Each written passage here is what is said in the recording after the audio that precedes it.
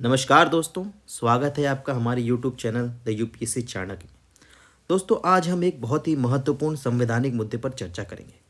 भारत में उपराष्ट्रपति को हटाने की प्रक्रिया के बारे में जानेंगे। उपराष्ट्रपति जो राज्यसभा के एक्स ऑफिशियो चेयरमैन भी होते हैं, उनकी भूमिका और जिम्मेदारियां अत्यंत अहम होती हैं। लेकिन अगर किसी कारणवश उपराष्ट्रपति को हटाना हो तो इसकी क्या प्रक्रिया है, संविधान में इसके बारे में क्या लिखा गया है और इसमें क्या चुनौतियां आती है, इस वीडियो में हम इसके बारे में जानेंगे। दोस्तों, हम अनुच्छेद 67 के बारे में भी जानेंगे। उपराष्ट्रपति को हटाने की प्रक्रिया का वर्णन इसी में किया गया है। तो बने रहिए हमारे साथ, और अगर आप इस चैनल पर नए हैं तो इसे सब्सक्राइब ज़रूर करें ताकि ऐसी ही महत्वपूर्ण विषय पर जानकारी आपको मिलती रहे। तो चलिए शुरू करते हैं। तो दोस्तों, आपने जैसे देखा ही होगा कि किस तरह से अपोजिशन पार्टी, जो कि इंडिया ब्लॉक भी कही जाती है, उनके 60 एमपीओ ने साइन करके राज्यसभा के जनरल सेक्रेटरी को एक नोटिस दिया है, जो कि नो कॉन्फिडेंस मोशन का नोटिस है, जिससे के थ्रू वो चाहते हैं कि वाइस प्रेसिडेंट, जो कि हमारे एक्स ऑफिशियो चेयरमैन भी है राज्यसभा के, उन्हें हटा दिया जाए। तो आइए दोस्तों, जानते हैं कि अपोजिशन ऐसा क्यों करना चाहती है और ये मोशन उन्होंने क्यों लाया है।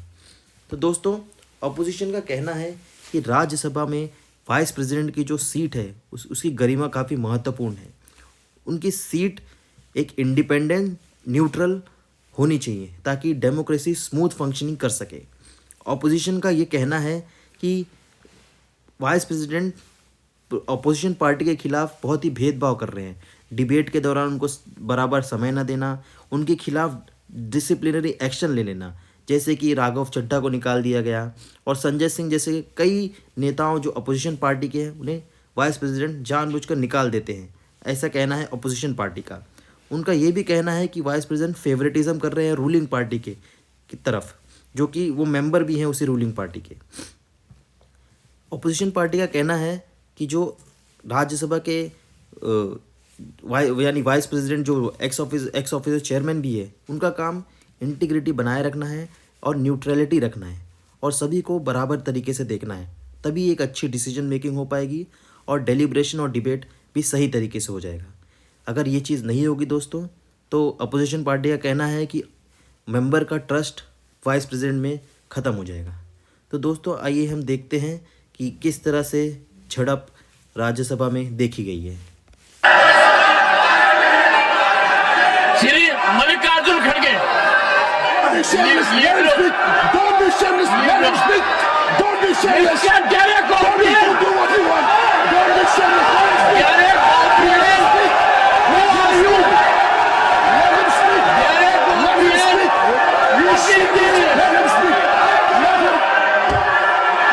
भी हालत में कमजोर नहीं पड़ूंगा ना, सबकी सुनूंगा, पूरे दिल सुनूंगा, पर कमजोर नहीं पड़ूंगा। देश के काम नहीं करने दूंगा, किसान के काम नहीं करने दूंगा। तो दोस्तों, चलिए वाइस प्रेसिडेंट का रिमूवल जानने से पहले हम जान लेते हैं कि कॉन्स्टिट्यूशनल प्रोविज़न क्या क्या है वाइस प्रेसिडेंट को लेकर। तो जैसे कि दोस्तों हम देख रहे हैं कि आर्टिकल 63 में क्लियरली लिखा है कि देश का एक वाइस प्रेसिडेंट होना चाहिए। तो फिलहाल जगदीप धनखड़ हमारे देश के 14th वाइस प्रेसिडेंट है। तो हमारे कॉन्स्टिट्यूशन में ही कुछ क्वालिफिकेशन, कुछ एलिजिबिलिटी दी गई है वाइस प्रेसिडेंट के होने के लिए। पहले तो वो सिटीज़न ऑफ इंडिया होने चाहिए, दूसरे वो 35 ईयर के एटलीस्ट होने चाहिए, और तीसरा कि वो राज्यसभा के मेंबर बनने के काबिल होने चाहिए। तो दोस्तों, नेक्स्ट आर्टिकल 66 बताता है कि इलेक्शन प्रोसेस क्या होगा, कैसे हम वाइस प्रेसिडेंट को चुनेंगे। तो वाइस प्रेसिडेंट को चुनने में सिर्फ राज्यसभा और लोकसभा के एमपीज़ ही शामिल होते हैं। स्टेट लेजिस्लेचर का इसमें कोई रोल नहीं है। दोस्तों, ये इलेक्शन सिस्टम प्रोपोर्शनल रिप्रेजेंटेटिव और सिंगल ट्रांसफरेबल वोट पर चलता है। इलेक्शन कमीशन ऑफ इंडिया की जिम्मेदारी है। आर्टिकल 324 में क्लियरली लिखा है कि वाइस प्रेसिडेंट का इलेक्शन, प्रेसिडेंट का election election commission of India कराएगी। वाइस प्रेसिडेंट जो होता है वो ओथ लेता है प्रेसिडेंट के द्वारा। प्रेसिडेंट यानी प्रेसिडेंट ओथ दिलाता है वाइस प्रेसिडेंट को। तो दोस्तों, अब हम जानते हैं कि रिमूवल प्रोसेस क्या है। तो दोस्तों आइए जानते हैं procedure for impeaching the vice president. दोस्तों हमारे कॉन्स्टिट्यूशन में वर्ड इम्पीचमेंट सिर्फ और सिर्फ प्रेसिडेंट के लिए यूज़ हुआ है, वाइस प्रेसिडेंट के लिए रिमूवल प्रोसेस होता है। तो इस प्रोसेस के बारे में हम चलिए जान लेते हैं। दोस्तों सबसे पहले वाइस प्रेसिडेंट को निकालने के लिए एक सब्सटेंसिव मोशन या नो कॉन्फिडेंस मोशन सिर्फ और सिर्फ राज्यसभा में लाया जाता है, जिसे एटलीस्ट 14 डेज़ के नोटिस पर ही लाया जा सकता है और कम से कम 50 member of council of state उस पर साइन करने चाहिए। तो दोस्तों जब ये मोशन राज्यसभा में आएगा तो उस पर बहस होगी और उस वक्त जो भी मेंबर होंगे वो सब वोटिंग करेंगे और इसे पास कराने की जो मेजॉरिटी है उसे कहते हैं इफ़ेक्टिव मेजॉरिटी। इफ़ेक्टिव मेजॉरिटी का मतलब होता है दोस्तों कि all the then member present and voting, majority of all the then member present and voting. इसका क्या मतलब होता है दोस्तों?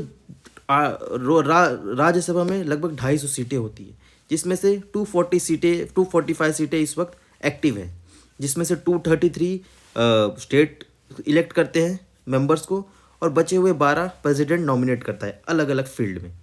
इस वक्त दोस्तों जो सीट्स हैं उसमें जितने भी लोग होंगे, मान लीजिए 230 सीट्स हैं, लेकिन सारे की सारी फिल नहीं होती है, उसमें से कुछ वैकेंसीज होती हैं। तो जो भी सीट होंगी प्रेजेंट में उसमें से आप वैकेंसी को निकाल दीजिए। अब जो लोग बच गए उन्हें कहते हैं इफ़ेक्टिव मेजॉरिटी। तो उसके 50% से ज़्यादा यानी मेजॉरिटी मेंबर वोट करने चाहिए पक्ष में, तभी ये मोशन अप्रूव होगा। अब अगर मान लीजिए ये मोशन अप्रूव हो गया तो ये लोकसभा में जाएगा। अब लोकसभा में इसे सिंपल मेजॉरिटी से पास करना है, यानी जितने भी होंगे उनकी बस 51%।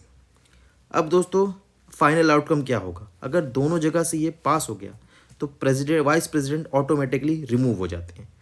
तो ये इस साल दूसरी बार ये प्रयास किया जा रहा है वाइस प्रेसिडेंट को निकालने का।